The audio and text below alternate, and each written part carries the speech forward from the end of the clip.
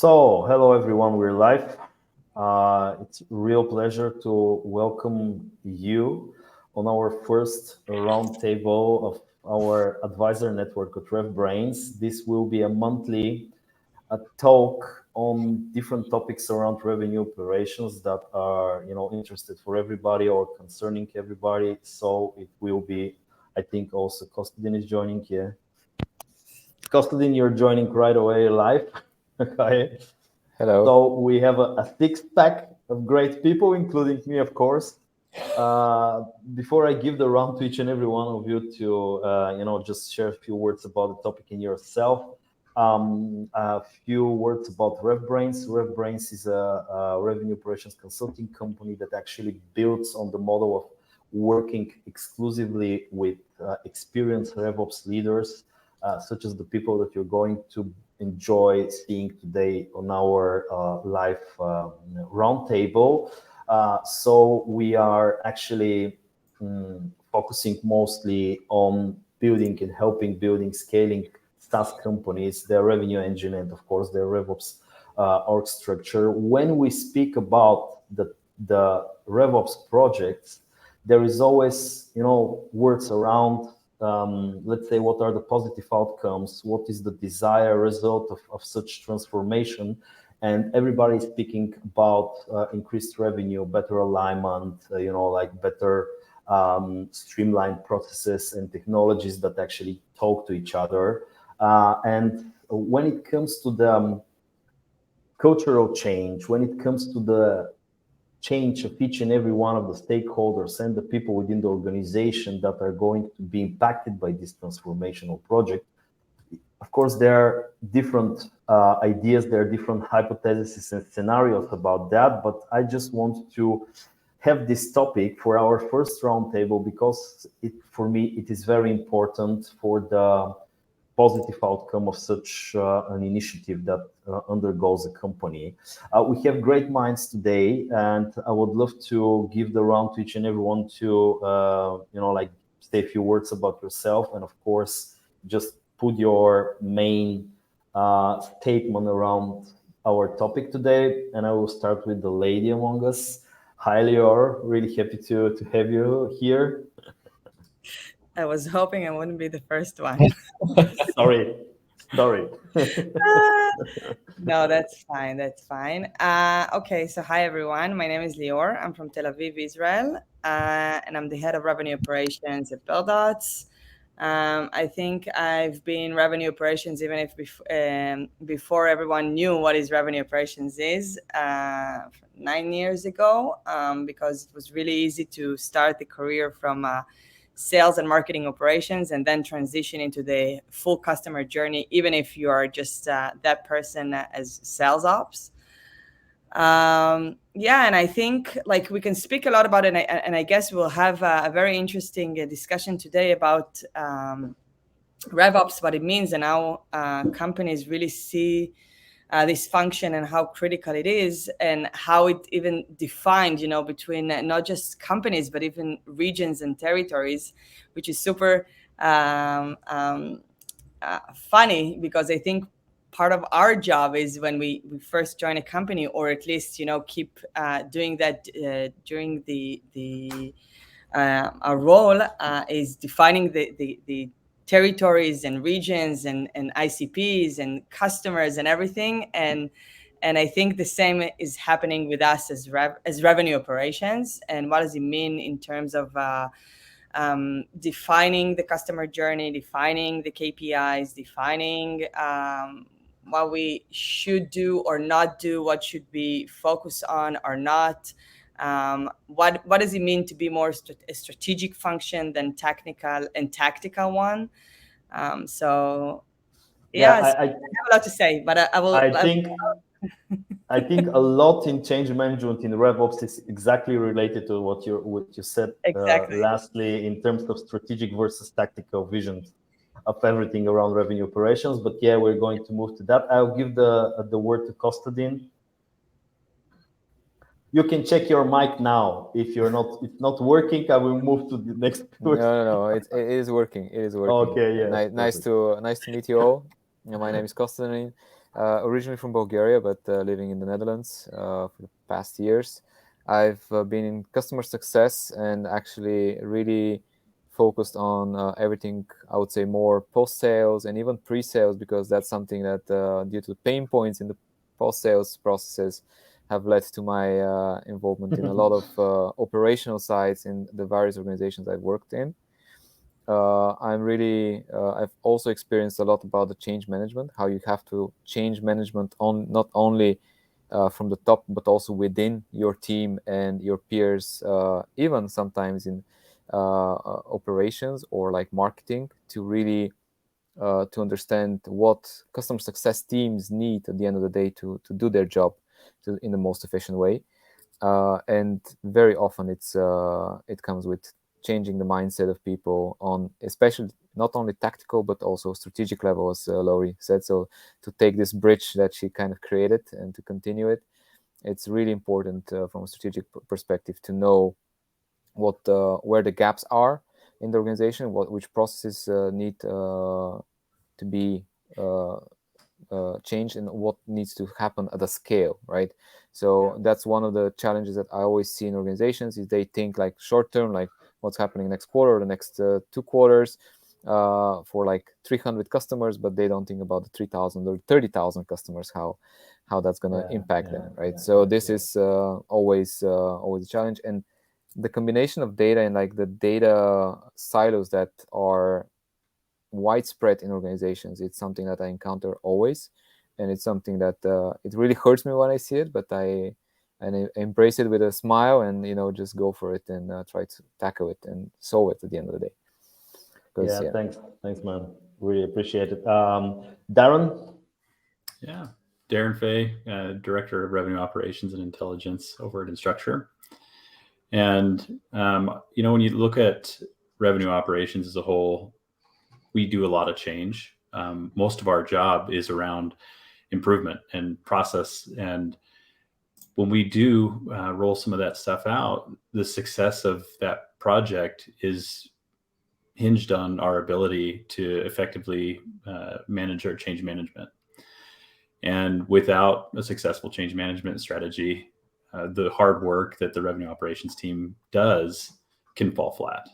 Yeah. So, I love this topic just purely because it is the crux of all the hard work that leads up to the deployment of new processes in revenue operations.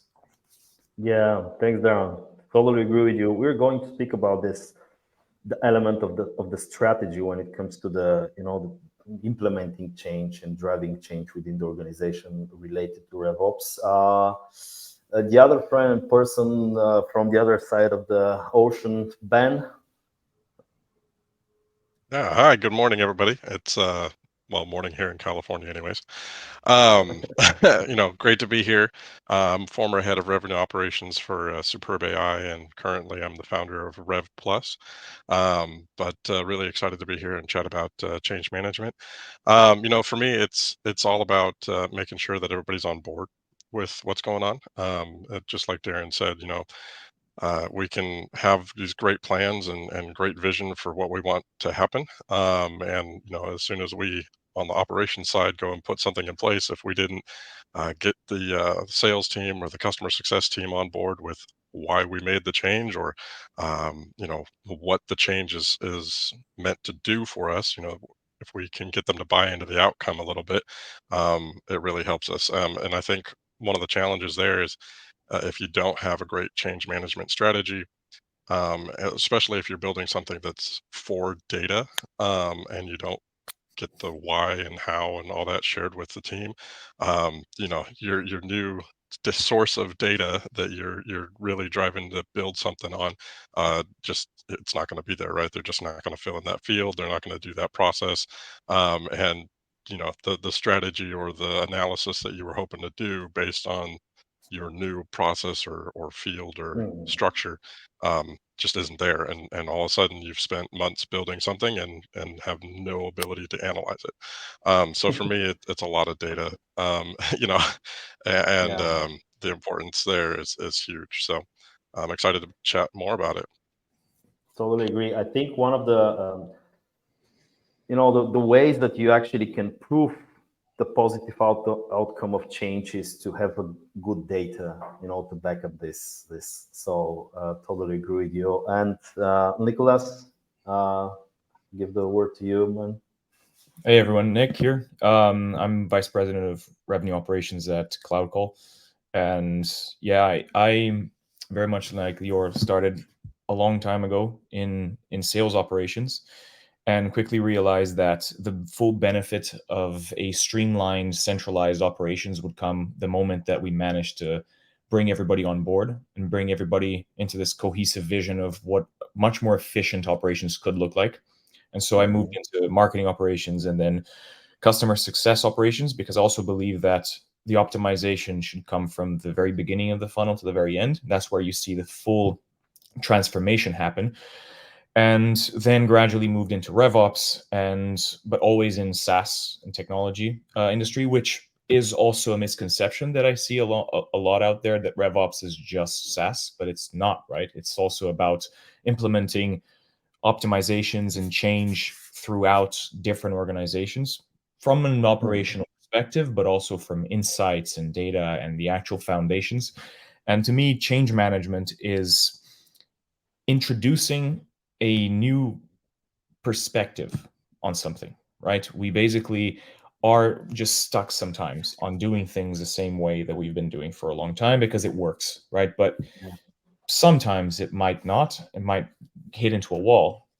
So the idea is introducing a new perspective into something new or something that you are already doing can sometimes bring in things that you couldn't even see, right? And RevOps is, in my opinion, all about that and driving that change, but also managing the change across the organization, which is extremely important, because you can implement something, but if you don't have advocacy or if you don't have people following it, that's kind of pointless, right? So the whole point is to drive that as a unit and as a business, rather than optimizing for a team. You optimize for an organization as a whole. Yeah. Well, picking on your latest last words, I think because when we speak about change management, there is like a bunch of data information and everything, because just it's all about having initiatives within the organization that are aiming to drive positive change.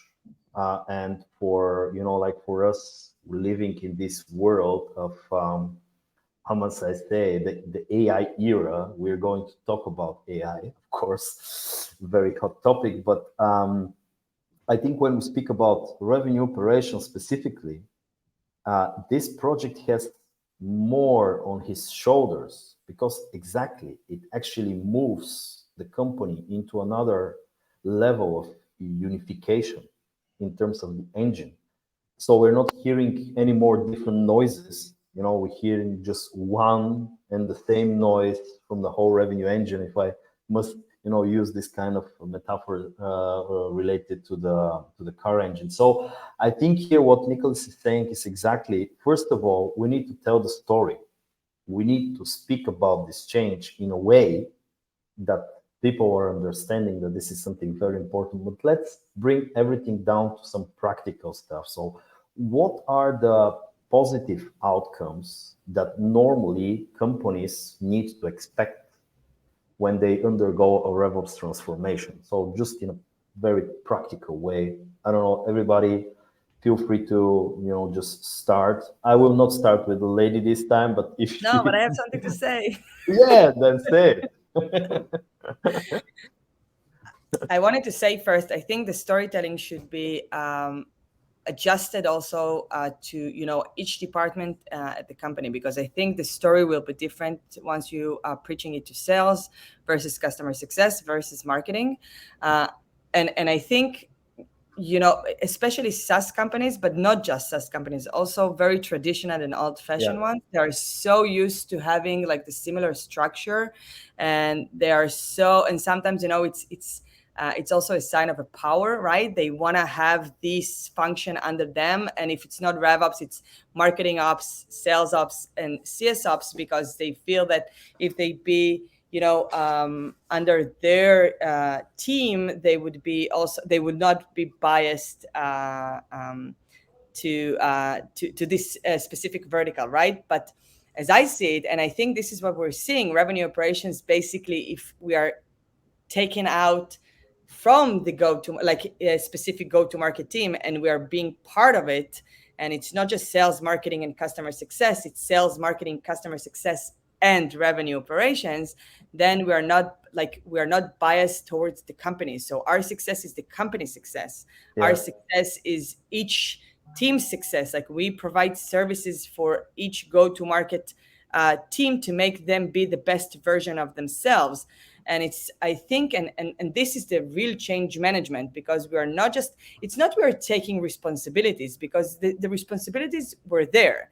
They were just, they were siloed or are siloed, and we are trying to bring everyone to the table. And as Nick said, like, creating a seamless and cohesive conversation and processes, so everyone will speak with one another. We want to really break the silos and the barriers, and we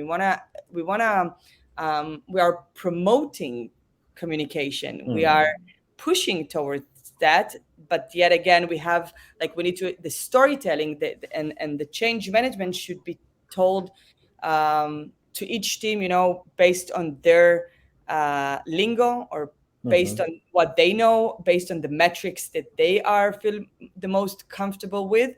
But they also need to understand that there are more, and if they want to be part of the conversation, they have to, the marketing need to stop fighting with sales, because we're not fighting. We are all aiming to the same goal. We all want to grow together and succeed, and make sure that the company is selling. And we are there. Like, this is, I think we are the ambassadors of such goals. So and this, I think this is one of many, of course, but the main change management that we are trying to push in our companies or in the ecosystem in general. Yes. Yeah. Thanks. Yeah.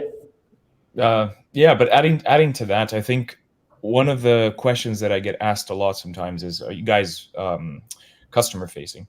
Right. And it's an interesting question, because it carries operations in the name. So if you would assume that people would just connect one thing to another and say, well, no, we're not customer facing, but actually, given it's a perspective, I think we are, right? And our customers are actually our internal stakeholders, are the sales, the marketing, the customer success teams. And these are the people that we're always trying to work with, never for a team.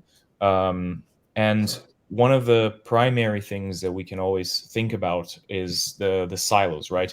I've worked in multiple organizations where the silos were just in terms of the KPI. Sales looks at a specific set of KPIs, and they optimize their team for that KPI, and that is what they're doing. Marketing is all about generating leads, right? And then they start going down the path of we have to generate leads.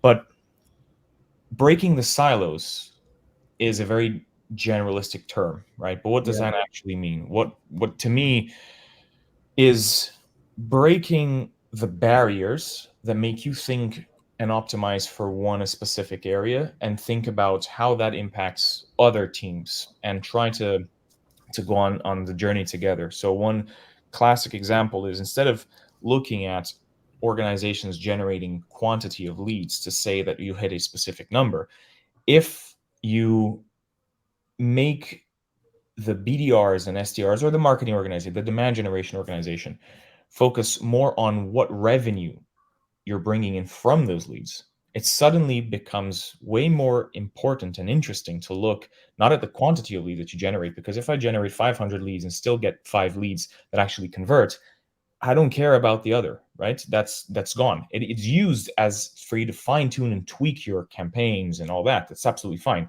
But from a revenue perspective, you then start breaking down those silos by having sales and the BDRs really be like, wait, what actually happened with those leads? Because I want to know, because if those leads closed, it means I did something right there. So I need to replicate that. So that automatically the silos are not broken, but you get a more fluid conversation. Bridge. And customer success. So that's an example of something that I've done in the past, implementing revenue as part of whatever the marketing team does. And then suddenly, automatically, you get the will to break those barriers down. Yeah, totally agree. Lewis, Darren? yeah, I was saying Lewis has a question. What let's bring it. What ways would you achieve buy-in? There we go. I was, as everyone was talking, I was thinking about this, with change management and revenue operations, the core starting function is going to be around what questions are you trying to answer and what problems are you trying to solve. And when you're looking at those and you're transparent about how you're trying to solve them, that is like the first step in your change management strategy, right? Is understanding that you're solving the right problem. And then when your processes that you're putting in place, they should be very clearly impacting that problem you're trying to solve. What you'll oftentimes see in an operations role is somebody will say, oh, I'm going to solve it because of this. This is how I'm going to go and do it. But that may not be solving the problem. That may be solving a symptom of the problem. And you really should be looking at, am I solving the true underlying issue that's causing all of our issues, or am I solving one of the small variables that are leading to the larger problem? If you can unlock that, and you can make sure that the problem you're solving is the right problem, that is with the right solution, that's going to lead to you having a much easier job getting buy-in across the organization on, this is why we're doing this process. This is how it's going to make your life easier, right? And then, if you have like another portion in change management, understanding how to measure that success, if you have that outlined in your plan to say, this is what we're trying to achieve, this is the end result, and this is how we're going to walk our way towards it, you're going to oftentimes find that that's going to be a much easier process to keep the team aligned. But one of the things that you should consider is the appetite for change before doing something. Yeah. And there may be a situation where the appetite for change in the organization is not going to be what it needs to be at that time. And if it's not, you need to think about what is the appetite for change and what needs to happen before you make any recommendations to the organization. Because if you try to force change because you think it's the right thing to do, you're not going to get the value you need. And then it reflects poorly on the revenue operations organization as a whole, because you're pushing an initiative that the rest of the organization doesn't see value in yet. So it's important to make sure what you're pushing is it's what people are wanting to buy, right? And your customers are the sales, marketing, and customer success organizations. Totally agree. Anyone else to add something on that, or? Yeah. Yeah, I'll kind of tag on the end of Darren's comments there. So, it's, very, very much, revenue operations is the new thing, right? Though it's not new. Those of us who have been doing it a long time know that it's just changed names from one thing to the other. But, bringing alignment across these teams is such a challenge sometimes. You come in as a revenue operations manager or a consultant or VP, any level of revenue operations, sometimes you're seen as the enemy, right? Customer success might be like, man, what are you doing? You're doing all these changes and, working on the marketing side, you should be focused on me, right? Or, sales or marketing, things like that. So, sometimes there's a little distrust for what we do and the role that we have, right? We're not usually generating revenue. We're not cold calling people. We're not bringing leads in ourselves, right? We're the enablement team. We're the operations team. We're the people that help make that process for other teams much easier. And that's the goal, right? Is to make marketing spend their time more efficiently on leads that are going to convert on the sales side, right? So we look at the sales data. We say, okay, these are the types of leads that are converting. Hey, marketing, focus on this. Spend your time wisely, right? Make life easy for yourselves. And build processes around that are bringing those things together. So, I think some of the challenges there is if you're, like Darren said, if there's no appetite for change, you're going to be the enemy the whole time. It just stinks. It's a rough place to be. So you have to start with little things, right? Build up some trust in your revenue operations department or yourself if you're a one-man band. Start with a small project that's going to affect some positive change. Align just a couple of little things across marketing and sales.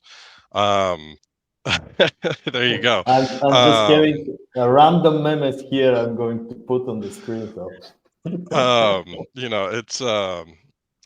it's something that you have to start small, right? We have to build some trust in what we're doing. We have to help build that vision that we see, right? We have to share that with other teams. We have to say, hey, marketing, sales, customer success, we're all going the same direction, and that is a successful company. And I think for me personally, I love to be team agnostic. I don't want to be sucked into one team or another. I'm here for the business. I'm here to help grow the business. I'm here to help make life easier for our customers as they're going through their customer journey.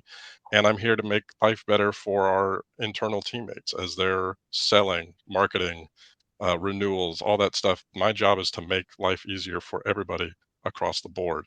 And so you have to start small, especially if you have a company that's resistant to change. Get a little bit of buy-in, and then you go start building bigger projects, right? Starting bringing in new tools or things like that companies are opposed to, right? But if you can get some buy-in on some small things, then you can build some trust internally, right? Like Nicholas said, we're customer facing, but our customers are mostly our internal teammates. And you have to sell yourself sometimes and sell what you're doing um, to your internal stakeholders. And that can be a challenge, but it's important to do that. Then I think one of the leading things after that, right? Once we have this definition of the importance and build that and kind of have the stakeholders together, we should then figure out, be that by a consultancy, advisory, whatever it is that it is, right? Figure out whom internally would make more sense to drive that change, right? Because we have different levels and different participations across the company, from senior management, C-levels, that drive different initiatives and different views based on what they think is important across the business, to others that are more agnostic, right? And not focusing too much on which team it is. Yeah. A lot of, what focuses on a specific team or anything like that. So to me, it's important to also look at the org structure and how things are actually built internally and whom runs what, right? Because lots of the times we see our CROs, often, as a title says, Chief Revenue Officer, but that doesn't necessarily mean that they're 100% focused on the revenue side of things. And not necessarily focusing on the titles, that's not the point. The point is, how can you have everything focused on one leadership to drive that change? Having that under one roof usually drives change in a much more efficient and better way. And where RevOps sits is actually important, because you then either drive the agnostic side of things or do you drive the bias side of things. And that is extremely important for not only the success of the role, but also the person, right? And the seniority and the level of experience, but also the long-lasting impact that you can make in the organization, right? Wow. Yeah. Totally agree. Kostelin, if you want to add something, or Darren, yeah? Yeah, I want to piggyback off Nicholas here. One of the things that you said that it made me think about an even more important piece of making it successful is making sure you have the right leaders associated with those changes. So if it's going based on the process you're trying to roll out, if that process is purely assigned to sales, having the head of sales, right, champion that change is where your successes are going to be. If it's something that's much larger and it encompasses all of revenue, then yeah, you want a CRO involved in that change. If it's something that will span company-wide, which is very possible with revenue operations, it could touch product ops, it could touch a whole bunch of other areas. You want the CEO involved. And so if you're being expected to be the champion of that change by yourself, it's going to be very difficult. So having the right members within that change management structure to help support it is going to be really important to making sure everyone gets behind it and feels bought into it. Yeah, I see a lot of titles and positions currently in different companies with similar, like, head of change management. Just want to put that maybe to discuss, is there any need of such a person, or my opinion is that, like, change needs to be embraced for each and every one of us, and what you are actually, of course, when we speak about revenue operations, the outcome of the effort is towards the internal, client base, which is, the different teams and how they're actually feeling more united towards the common goal, which is, of course, on the one hand, revenue. But at the end, it's all about making more clients happy. And how are you making more clients happy when you know the client better? And what is something that actually drives a positive change with the RevOps transformation is exactly that all those client-facing teams are starting to communicate as one and a whole towards the customer. And the customer drives our car and feels like, oh, this is my place. I'm actually feeling really well here. So I think on the end of client, the client is also important so that we see, and the client sees this, willingness and motivation to change, and also, as someone mentioned, hunger for change. And here is my question to you. Obviously, we're talking about the leadership within the company, and if the leadership doesn't embrace change or is afraid of change, then nothing will happen, or it will happen very slowly. But then I see it from our experience that there are two types of organization. It's pretty normal. The one is the startup or the company that is currently shaping its form, and the other one that is already established organization, big, without any RevOps function or with a very scattered functionality. What is, in your opinion, the differences between both organizational like scales in terms of RevOps and the change management within the projects? I know Lior has unmuted her. Or Costa. Okay, Costa, sorry. Yes. I personally believe that because I've worked for various organizations from seed stage to Series C and D level, the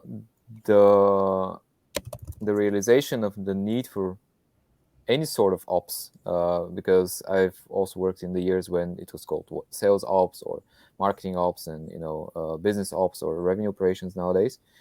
It was when you start realizing that you don't have the right data, when you don't have the right processes across the departments, when the departments are not as synced, they don't communicate to each other.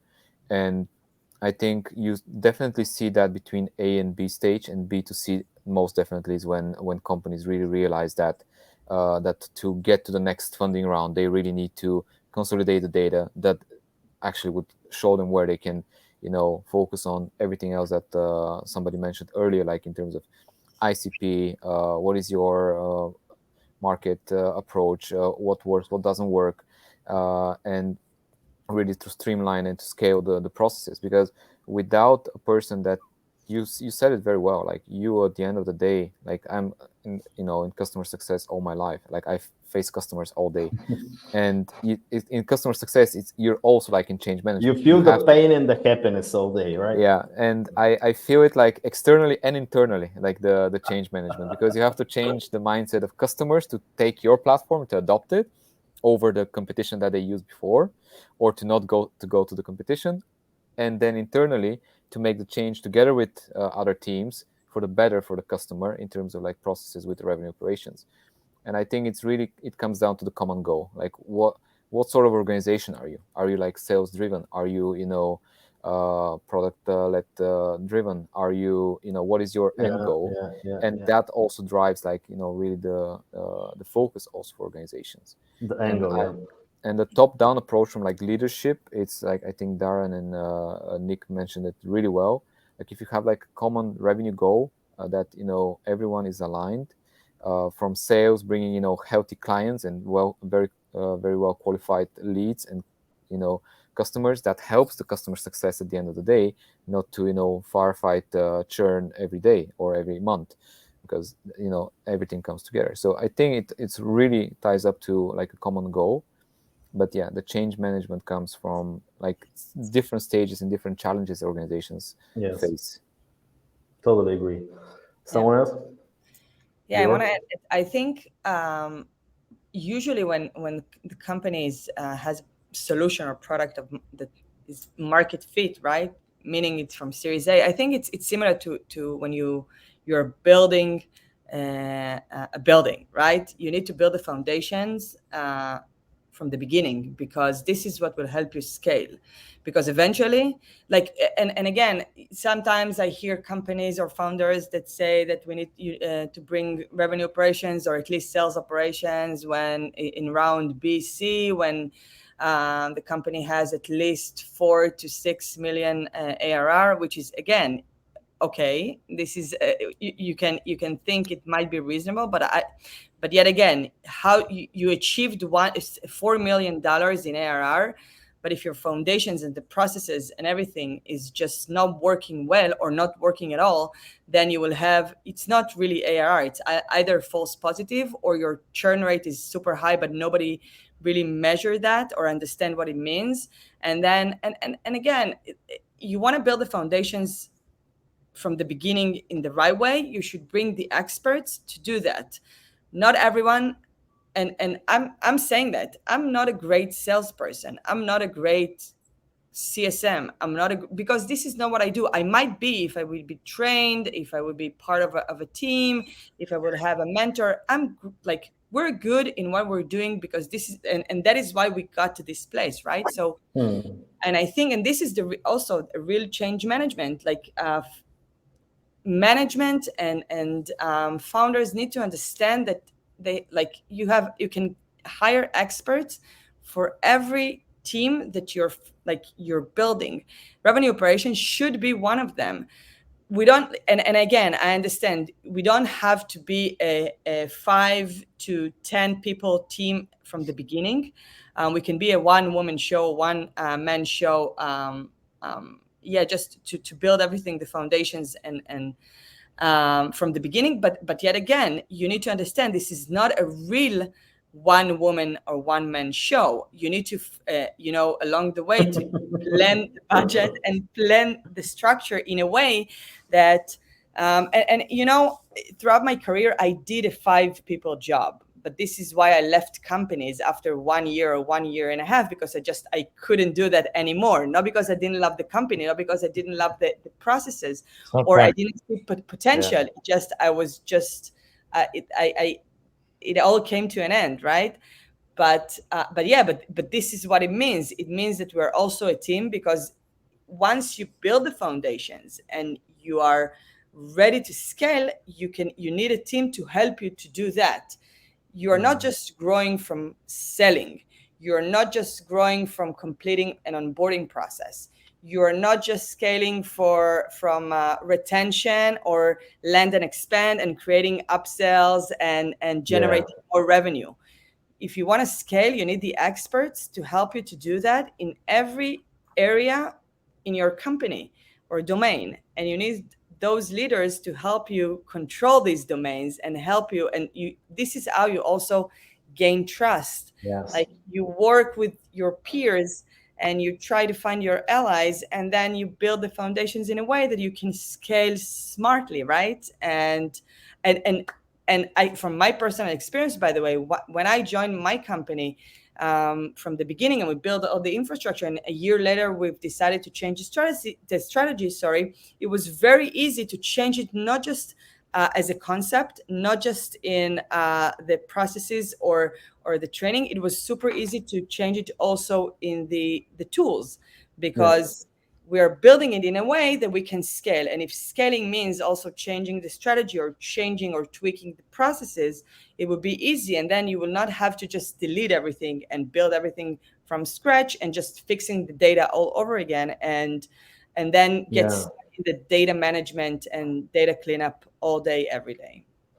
I think, just jumping out, I think that is why I love so much the concept about revenue operation, although it's, a buzzword that is very sexy nowadays. But I think it's about a concept that wants to inject the hunger of change within the organization, because we all know that RevOps is not a goal. It's not something that we're going to reach and say, okay, fine, now next thing.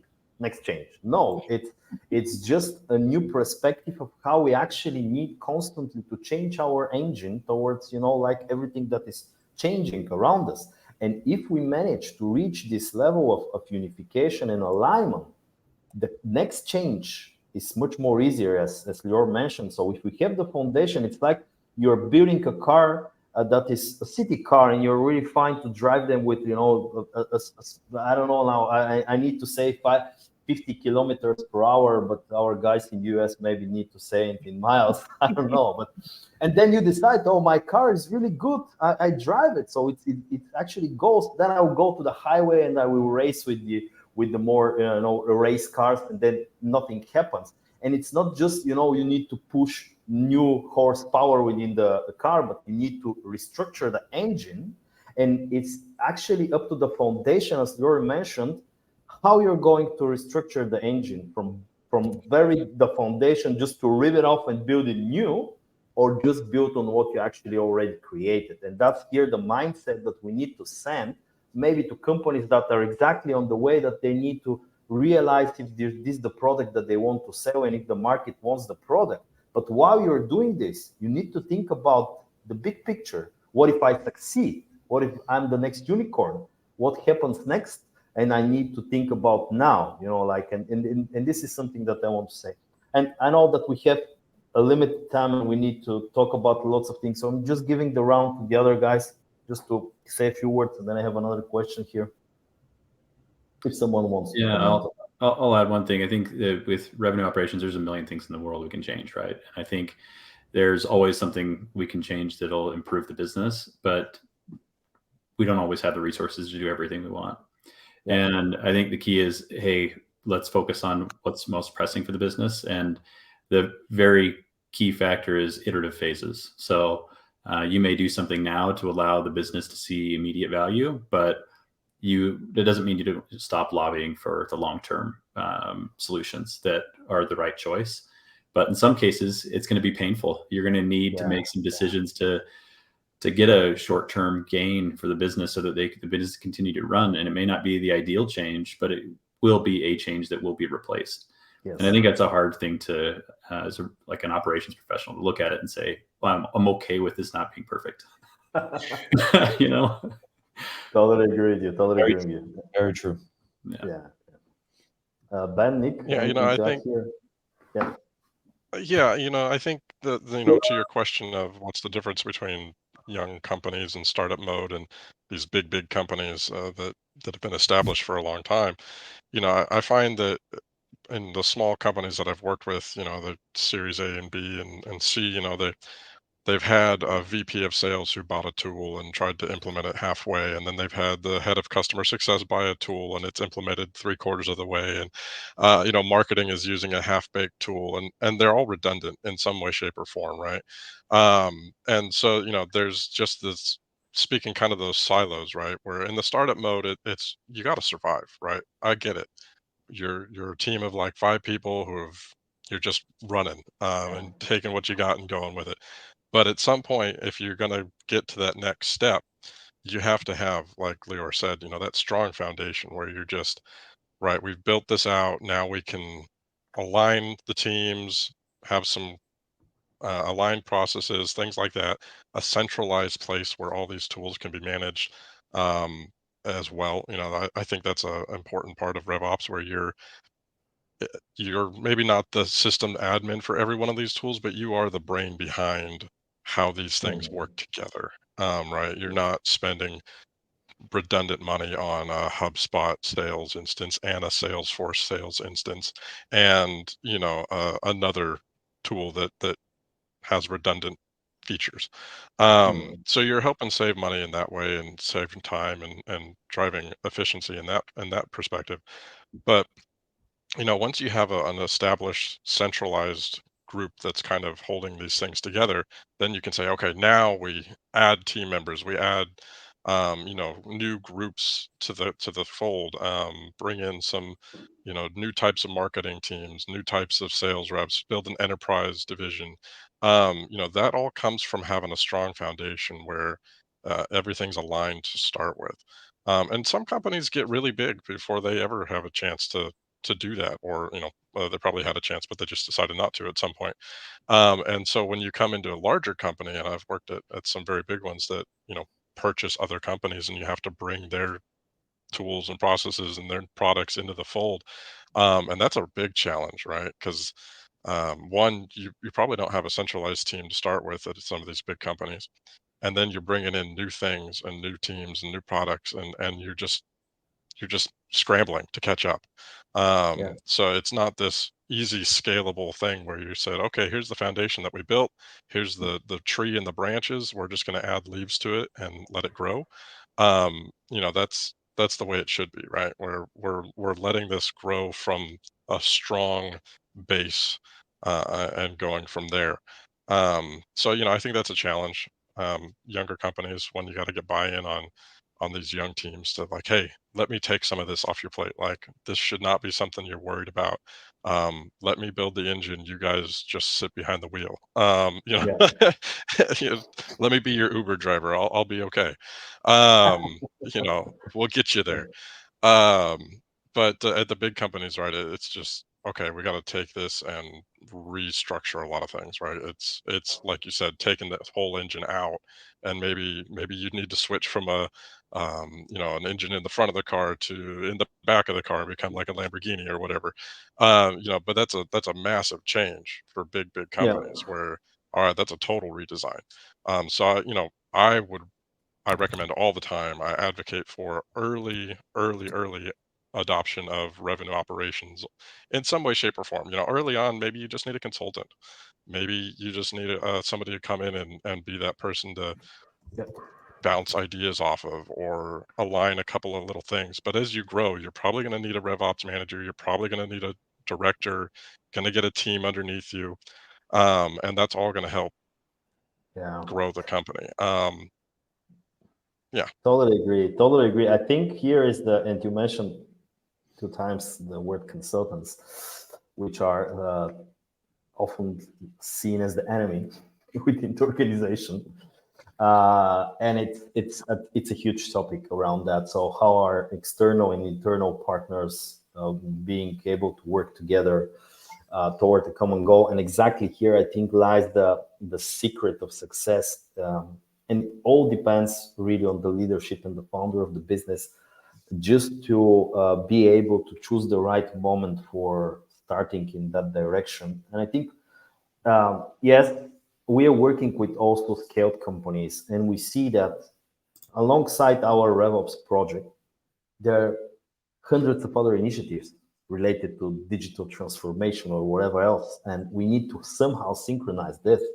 Of course, it's a bad communication that actually is the cause of, like people within, leaders within different teams saying, okay, there's another thing that I need to do now. We have 5 things on the list that are, more pressing, or as Darren mentioned, they're more tangible. We are going to see immediate results here. We need to clear our data. We need to make better integration between HubSpot and Salesforce, stuff like that. But then it really depends on the level of education and how actually people are perceiving the way that this is happening. And I think from our experience, and it's actually the way that you are, your attitude towards your body and your health. So should I do prevention, or I should call the doctor when I'm already sick? And consultants are already almost always on the second way, like doctors. So everything is here. There are lots of fires. Please solve it as soon as possible. We cannot, waste time because we're so big already. There are huge expectations that are coming towards us and everything else. So, and just on the topic, and I'll give a short round to each and every one of you to share a few words at last. But on the topics of hiring someone to drive change, I have this meme here. Just read it, and then maybe we can comment on that. So that sounds harder. Okay, guys, I promised 1 hour. We were a little late, so I think we have 6-7 minutes more. We can talk. Just give the floor to each and every one of you to have some final comments on that. Maybe, to give a couple of advices to everyone that is watching just to say, guys, do this and this, or if you're in this situation, or from my perspective, this is the most important thing. Whoever wants to start, let's do this. I can go. I mean, so considering that change management it's more of like a mindset and rather than a specific action to solve a specific problem, it's an ongoing thing. What I always try to tell C-levels, founders, so on and so forth, is do it right from the start, so you have to do it once, right? Because the more you have to rethink your strategy and change course, the tougher it gets down the line, the more time you spend, and time is the only thing we want more of, but we can't have. So do it right, do it once, and once. You're never doing it once, but you get the point. And put yourself on that track of preventive care rather than reactive care. That is more expensive and takes longer. Yes. Good things. Yeah, very, very good. Yeah, Darren. I'm gonna just take a piece out of like how I would manage change management. I think number one is once you've decided the route you're going to take with change management, great enthusiasm for the change. So if you can make sure that your change is purposeful and attainable, that helps, right? And then, one of the other things that is often overlooked is having respect for the previous process and what the new process should solve. And the efforts that were put in to create the previous process. Yes, yeah, exactly. Because that worked for a time and it had a place. Another mimic here, just like. Yeah. And I think the more respect you have for the previous process, the more buy-in you're going to have from the people who created that previous process and around the change. And if you can really clearly explain the impact of the new change, that also helps with you selling your point. If you can set some milestones with the process as well and celebrate the excitement around each one of those milestones in your process to get there, that also helps. So avoid making sure that you're avoid criticizing the past, and make sure you show excitement for what's coming and what results you're going to be seeing from the new things and how it's going to be measured and how it's going to be held accountable. And I think that's where you get people on board with a lot of your changes. Yeah. Thanks. I'm just writing some stuff here. I want to add. I think you shouldn't say yes all the time. It's okay to say no, but always offer solutions, alternatives, and explain or suggest a way that how it will benefit with the company, with the team, with the specific user or users. And I would also say when saying no, also try get the go-to-market teams to be involved together with you in some of the processes or evaluations that you're doing. When you wanna, if you want them to be your allies or support, or if you want to gain their trust, if they are part of the process as well, like if they are part of a brainstorming group, or they're helping you with choosing a tool, and they're part of the initial users that will use the tool and then help you, bring the message or send the message to the other teams or the other users in the company. This is the way to do that. And because you're not just... because this is how you also break the silos, right? You're making everyone involved and you're being part of a team, and you're making them feel like they are part of something as well. They're not just putting the data, they're not just trained to follow the process, they're not being yelled that they did not fill out the data and the information that we need in the systems, right?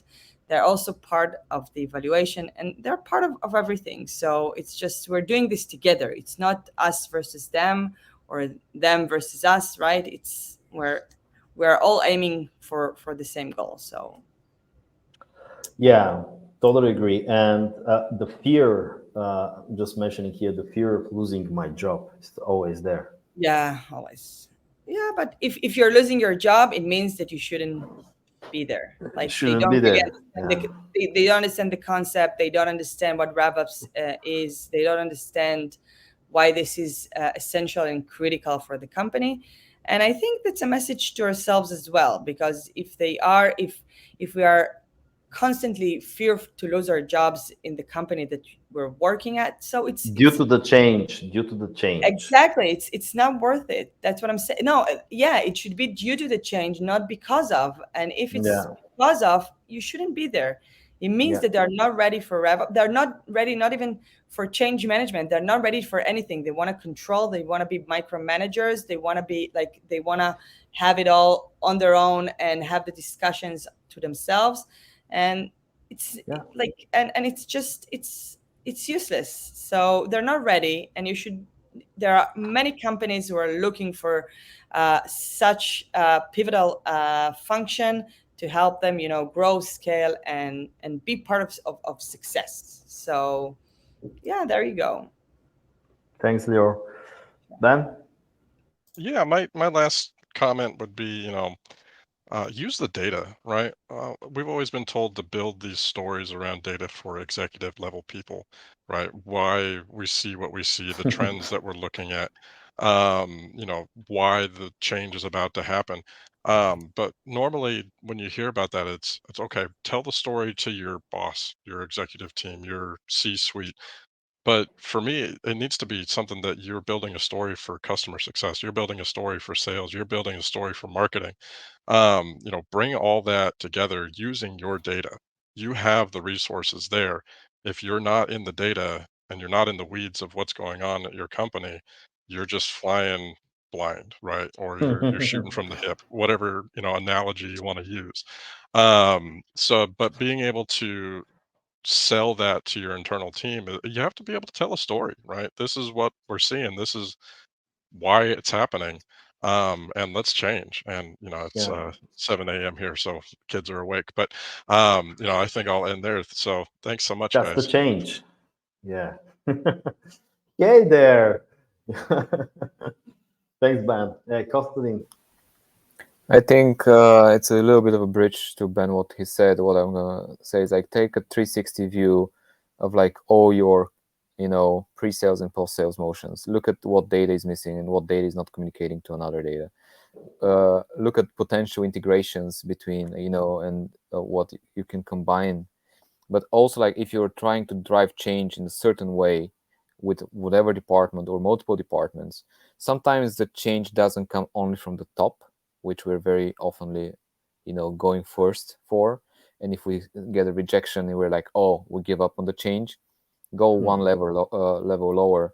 That might be your champion to drive the change internally, right?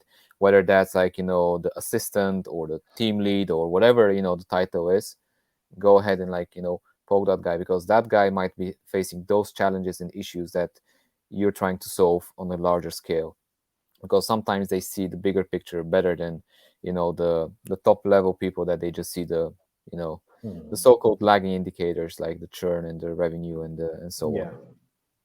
Yeah, thanks. Okay. Yeah, totally agree with you. Thank you guys for the really interesting conversation. I think it's just an ocean of a volume of things that we can discuss.